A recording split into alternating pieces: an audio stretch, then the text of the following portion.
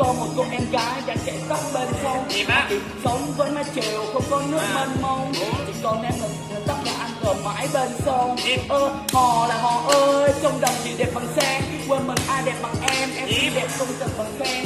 Rồi mà đã biết thiệt, còn một cơn tóc em nó chỉ đàm và đang chen. Đừng buồn về nhà chứ sớm em ơi. Khoan, bông trắng rồi bông xanh nặng cho anh nhạc quê hỏi em còn đọc tình hay chăng.